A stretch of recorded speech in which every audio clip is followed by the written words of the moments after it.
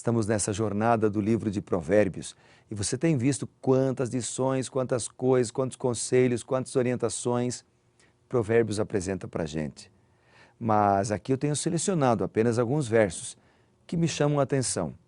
Então você compartilha comigo, ou seja, participa comigo e depois leia a Bíblia também para que você possa identificar aquele versículo que chamou a sua atenção também. Tudo certo? Vamos orar?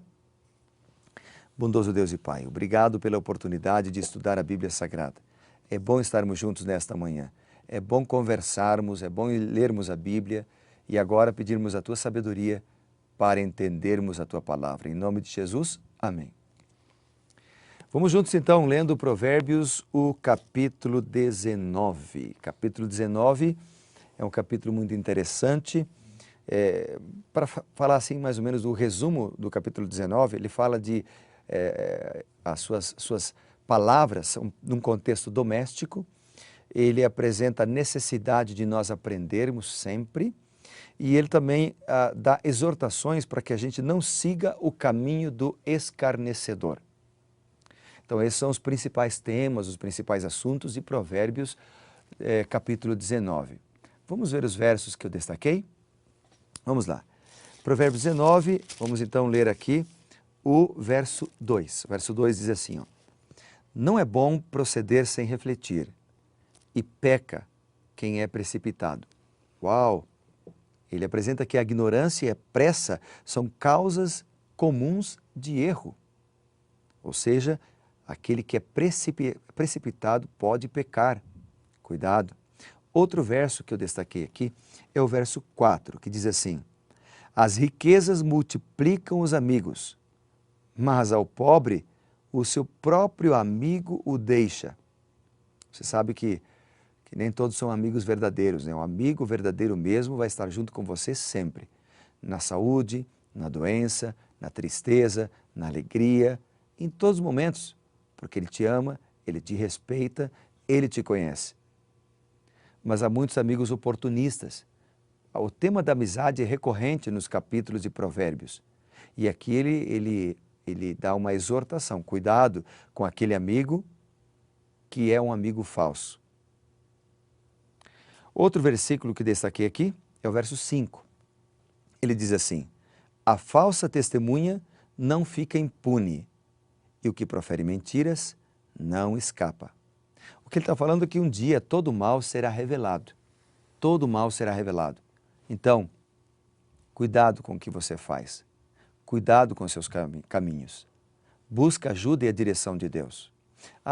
Agora eu me lembrei de um outro detalhe do versículo anterior que eu estava falando contigo, o versículo que fala da amizade, porque o capítulo 18, veja, nós estamos lendo o 19 e ontem, lembra que ontem nós falamos lá no 18, verso 4? Só para você lembrar, vamos ver juntos aqui, ó. Diz assim, ó, ontem nós lemos, né? Diz aqui a palavra de Deus. 18, 24, desculpa. O homem que tem muitos amigos sai perdendo, mas há amigos mais chegados que um irmão. Lindo, né? Então ontem nós falamos sobre isso. E aqui ele vem falando do falso amigo. Faz então quase que uma comparação daquilo que está no capítulo 18 com o que está no capítulo 19. Seguindo em frente então, fechando parênteses, o verso 9 é um outro verso que me chamou bastante atenção. E ele fala o seguinte, a falsa testemunha não fica impune, e o que profere mentiras perece. Ele está em conexão, esse versículo, com o versículo 5. Os dois falam do mesmo tema, porque Deus é justo, Deus não se esquece, Deus vê o que está no nosso coração, Deus conhece as injustiças que são praticadas. Por isso, se você está vivendo um momento de injustiça, se você passou por momentos difíceis, se talvez você foi mandado embora por uma injustiça, por alguma coisa que você não cometeu, ou seja, fizeram uma injustiça contigo, lembre-se, Deus é justo. Deus é justo. Eu quero falar para você que vale a pena confiar no Senhor. Por mais que tenhamos problemas, dificuldades, Deus conhece cada um de nós. Continuando a leitura. o versículo 13 diz assim: o filho insensato é a desgraça do pai. Aqui o verso 13 está apresentando um lar desestruturado. Então ele diz, o filho insensato é a desgraça do pai. É um gotejar contínuo às contenções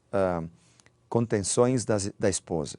Então ele está falando de uma esposa ranzinza, de um filho desobediente, de um marido que talvez é incompreensivo. Ou seja, o verso 13 está falando da tragédia de um lar desestruturado. E aí ele apresenta em contrapartida a solução no versículo 14, mostrando um lar estruturado. O verso 14 diz assim: a casa e os bens vêm como herança dos pais, mas do Senhor vem a esposa prudente. A esposa prudente, os filhos obedientes e respeitosos, um marido que ama a esposa, uma esposa que ama o marido, ou seja, um cônjuge ideal vem do Senhor. E é por isso que nós precisamos aprender a orar mais pela nossa família. O marido precisaria orar mais pela esposa e com a esposa, e vice-versa. Qual foi a última vez que você orou abraçado com a sua esposa? Em que vocês dois se ajoelharam e juntos, na intimidade do seu quarto, vocês dois conversaram com Deus. É muito bom orar abraçados. Então, aproxima o casal um do outro e aproxima a ambos de Deus.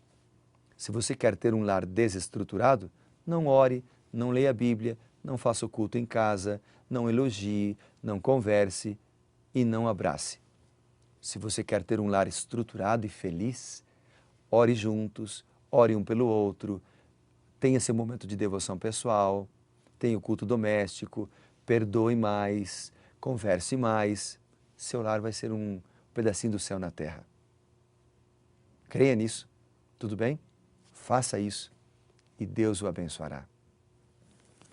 Vamos destacar outros versículos do capítulo 19? No versículo 16 diz assim: o que guarda o mandamento guarda a sua alma, mas o que despreza os seus caminhos, esse morre. Ou seja, ele está falando aqui de consequências da desobediência. Depois, no versículo 18, ele fala de disciplina, equilíbrio, discipulado, quando ele diz: castiga teu filho enquanto há esperança, para que não te cedas a ponto de matá-lo. Ou seja, equilíbrio na disciplina. E o discipulado do pai para com o filho inclui a correção, mas não o exagero. O versículo 21 é um outro que eu destaquei aqui. Ele diz: muitos propósitos há no coração do homem, mas o desígnio do Senhor permanecerá. Então, o que ele está falando é que nós devemos ser sujeitos aos planos de Deus. Isso eu aprendi ao ler esse verso. Outro verso interessante do capítulo 19 é o verso 23. O temor do Senhor conduz à vida. Aquele que o tem ficará satisfeito, e mal nenhum o visitará. 3 palavras aparecem aqui que se destacam nesse verso para mim. A primeira palavra é a palavra vida, que me fala de esperança. A segunda palavra é a palavra ficará satisfeito, que me fala de alegria. E a terceira palavra, ou expressão, é mal nenhum o visitará, que me fala de proteção. Esperança, alegria e proteção. São 3 palavras que inundam a vida daquele que é fiel, daquele que busca a Deus, daquele que é consagrado, daquele que faz de Deus o primeiro na sua vida. E por fim, eu termino a meditação aqui, a conversa ou a reflexão sobre o capítulo 19, lendo o verso 24. O verso 24 diz assim: o preguiçoso mete a mão no prato e não quer ter o trabalho de levar à boca. Isso se repete lá no capítulo 26, no versículo 15, que nós ainda vamos estudar. Ou seja, é uma repreensão ao preguiçoso. É uma, falando assim, por contraste, né?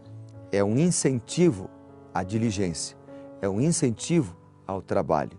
Não sei se você já percebeu, mas Provérbios repete alguns temas. A exortação à fidelidade, a exortação a termos uma família fiel, feliz, a repreensão ao adultério, à infidelidade, a repreensão para com a preguiça e o incentivo para com a diligência. São alguns dos temas que se repetem no livro de Provérbios. Nós já vimos e vamos continuar vendo ainda nos demais capítulos. Por isso, eu queria orar com você agora, por todos esses temas que lemos hoje, para que Deus nos abençoe e guarde a cada um de nós. Se você entrar no portal da TV Novo Tempo, novotempo.com, você pode fazer o seu pedido de oração.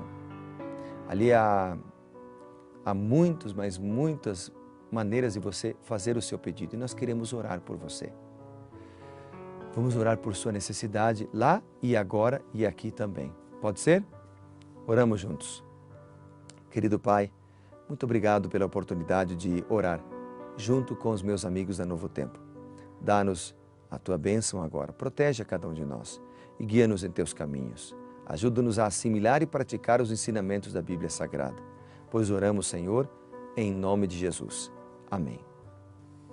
Valeu, amigo. Deus te abençoe, tá? Sucesso e lembre-se, seja reavivado por Sua palavra.